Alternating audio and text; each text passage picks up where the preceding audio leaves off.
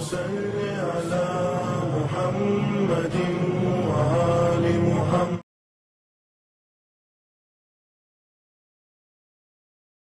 اعوذ باللہ من الشیطان اللعین الرجیم. بسم اللہ الرحمن الرحیم. الحمد للہ رب العالمین. الصلاۃ والسلام علی اشرف الانبیاء والمرسلین سیدنا و نبینا و حبیب قلوبنا و طبیب نفوسنا مولانا ابو القاسم محمد. اللہم صل علی محمد وآل محمد وعجل فرجہم. اما بعد فقد قال امام علی رضا علیہ الصلاۃ والسلام: لا الہ الا اللہ حسنی فمن دخل حسنی امنا من عذابی. اللہم صلی علی محمد وآل محمد وعجل فرجہم. محترم ناظرین، السلام علیکم ورحمۃ اللہ وبرکاتہ. آپ سب کو جشن ولادت باسعادت حضرت امام علی رضا علیہ الصلاۃ والسلام کی مبارکباد پیش کرتے ہیں.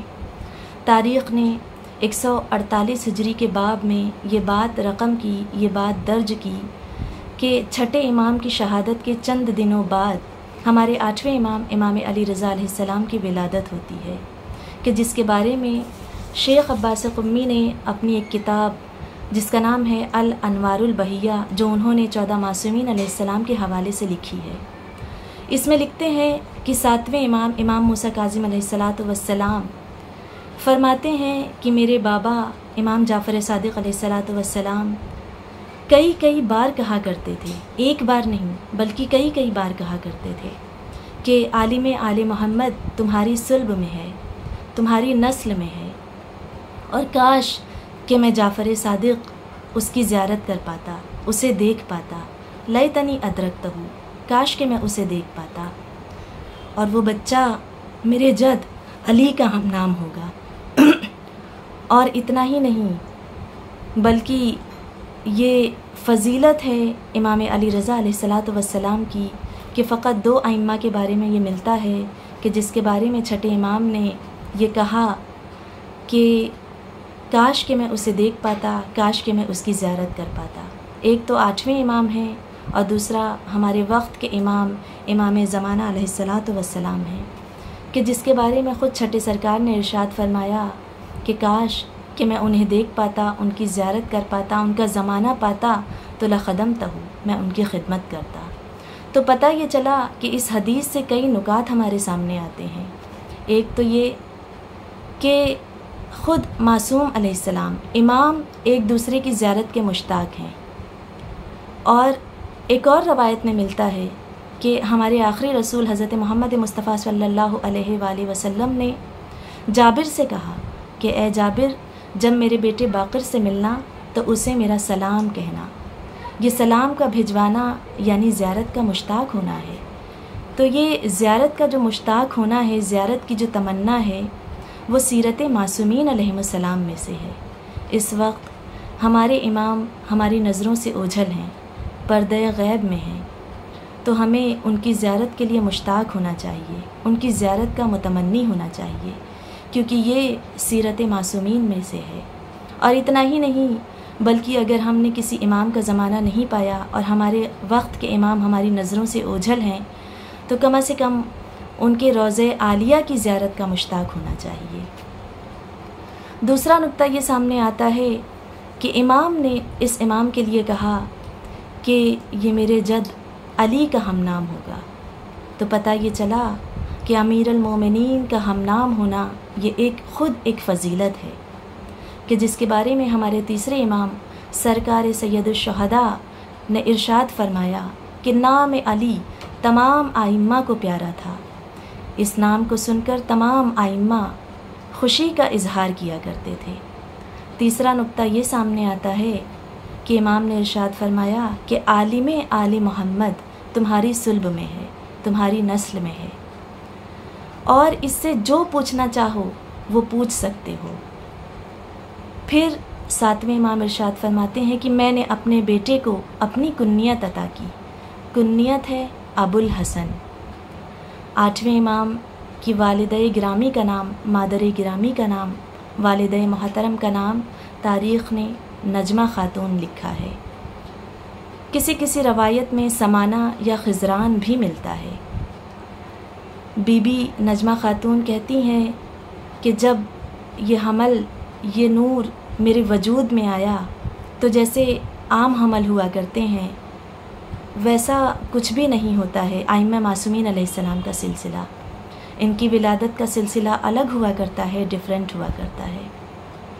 بی بی خود کہتی ہیں کہ جب یہ حمل، یہ نور میرے وجود میں آیا تو جیسے عام عورتیں جب حاملہ ہوتی ہیں تو حمل کے بوجھ کو محسوس کرتی ہیں، میں نے کوئی بوجھ محسوس نہیں کیا، اور جب یہ نور دنیا میں آیا تو فوراً اس نے سجدے میں سر رکھ دیا اور پھر آسمان کی جانب سر کو بلند کیا اور پھر وحدانیت کا اقرار کیا، رسول کی رسالت کا اقرار کیا، ائمہ معصومین علیہ السلام کی ولایت کا اقرار کیا۔ عزیزان محترم، اس کے آگے میں بتانا چاہوں گی کہ ہماری عالم آل محمد جسے کہا گیا ہے، ہم سب جانتے ہیں کہ تاریخ میں ان کے مناظرے رقم ہیں، درج ہیں، کتابوں میں امام علی رضا علیہ السلام کے مناظرے رقم ہیں، لکھے ہوئے ہیں۔ مگر ابھی آپ کے سامنے یہ بتانا چاہوں گی کہ جب امام سفر کر رہے تھے اور نیشا پور پہنچے تو علماء اور فقہا کا ایک ہجوم وہاں پر جمع ہو گیا کہ رسول کا ایک بیٹا آ رہا ہے، اور لوگ قلم اور کاغذ لے کر آئے تھے اور نعرے تکبیر کی آوازیں بلند ہونے لگیں اور ایک کوہرام مچ گیا۔ جب آپ کی سواری، آپ کا ناقہ وہاں پر پہنچا تو علماء اور فقہا نے یہ خواہش پیش کی، یہ درخواست کی کہ یبن رسول اللہ، ہم آپ کے منہ سے رسول کی کوئی حدیث سننا چاہتے ہیں۔ اور پھر امام نے ایک حدیث بیان فرمائی جسے سلسلۃ الذہب کہا جاتا ہے، یعنی سونے کی کڑیاں۔ اسے سلسلۃ الذہب اس لیے کہا جاتا ہے کیونکہ امام نے فرمایا کہ یہ حدیث میں نے اپنے بابا امام موسیٰ کاظم علیہ السلام اور انہوں نے اپنے بابا یعنی چھٹے امام نے پانچویں امام نے چوتھے امام نے تیسرے، اور اس طرح سلسلہ پہنچتا ہے ہمارے آخری رسول حضرت محمد مصطفیٰ صلی اللہ علیہ وآلہ وسلم۔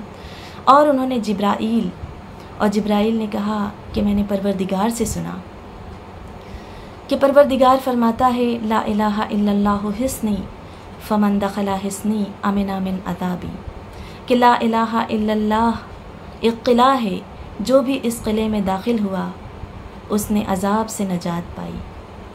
اس حدیث کو 20,000 سے زائد افراد نے نقل کیا، اور اتنا ہی نہیں بلکہ اہل سنت کے بہت بڑے عالم دین امام احمد ابن حنبل کہتے ہیں کہ اس حدیث کو اگر مئے اسناد سند کے ساتھ پڑھ کر کسی دیوانے پر بھی پھونک دیا جائے تو کوئی تعجب نہیں کہ وہ دیوانہ مکمل طور پہ شفایاب ہو جائے گا، مکمل طور پہ ٹھیک ہو جائے گا۔ عزیزان گرامی، اس کے بعد امام نے اپنے ناقے کو آگے بڑھایا، سب نے اس حدیث کو لکھا۔ اس کے بعد امام نے محمل سے اپنے سر کو باہر نکالا اور پھر کہا وَأَمَّا بِشُرُوطِهَا وَأَنَا مِن شُرُوطِهَا، کہ فقط لا الہ الا اللہ کا اقرار کرنا کافی نہیں، بلکہ اس کی کچھ شروط ہیں، اس کے کچھ شرائط ہیں، اس کی کچھ حدود ہیں، اس کے کچھ قواعد ہیں، اس کے کچھ قانون ہیں، اور ان حدود میں سے، ان شرائط میں سے میں ایک شرط ہوں۔ فقط لا الہ الا اللہ کا اقرار کرنا کافی نہیں، بلکہ ائمہ معصومین علیہ السلام کا ساتھ میں اقرار کرنا ضروری ہے، ورنہ لا الہ الا اللہ کا اقرار فائدہ مند نہ ہوگا کہ جب تک اماموں کی ولایت کا اقرار نہ کیا جائے۔ اور دوسری ایک حدیث جو امام نے ارشاد فرمائی، ولایت علی ابن ابی طالب علیہ السلام حصنی فمن دخل حصنی امنا من ناری، کہ پروردگار عالم ارشاد فرماتا ہے کہ ولایت علی ابن ابی طالب علیہ السلام ایک قلعہ ہے، اور جو بھی اس قلعے میں داخل ہوا وہ عذاب جہنم سے محفوظ ہو گیا۔ عزیزان گرامی، اس کے بعد امام چلے گئے۔ اسے اہل سنت کے اور شیعہ کے تمام علماء نے اس حدیث کو درج کیا ہے، نقل کیا ہے۔ عبد الرحمن ابن حاتم رازی کہتے ہیں کہ میں ایک جگہ سے گزر رہا تھا کہ میں نے دیکھا کہ راستے میں ایک دیوانہ پڑا ہوا ہے، اس کی ناک اور منہ سے رطوبتیں خارج ہو رہی ہیں اور لوگ اسے دیکھ دیکھ کر ہنس رہے ہیں۔ وہ زمین پر لوٹ رہا ہے، بچے اس کا مذاق اڑا رہے ہیں۔ عبد الرحمن ابن حاتم رازی کہتے ہیں مجھے اس دیوانے کی حالت پہ بہت ترس آیا کہ کاش کہ میں اس کی کوئی مدد کر پاتا۔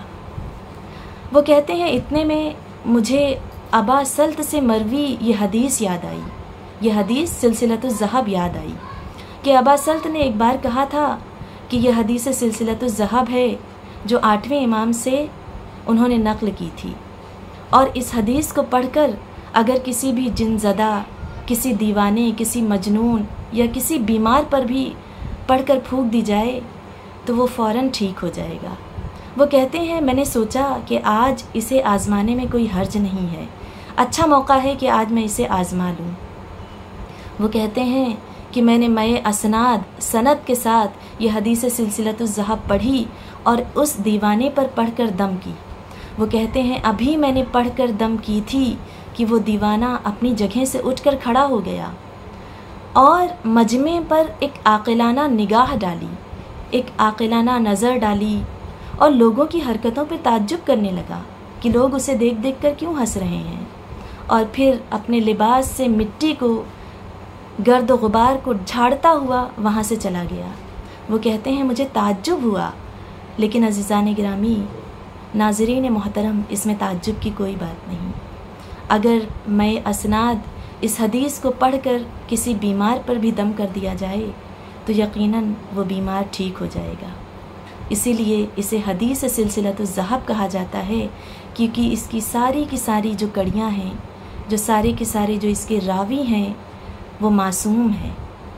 اور ہمیں اس واقعے سے ایک اور بات ذہن میں آتی ہے، نظر میں آتی ہے کہ جب امام نیشا پور پہنچے تو ایسا نہیں ہے کہ بہت سارے بیمار لائن لگا کے کھڑے ہو گئے کہ امام آ رہے ہیں تو امام سے ہم درخواست کریں گے کہ ہمیں شفا دیں، یا بہت سارے غریب اور غربا لائن لگا کے کھڑے ہو گئے کہ ہم امام سے مال و دولت مانگیں گے، یا بہت سارے مسکین آ کر کھڑے ہو گئے۔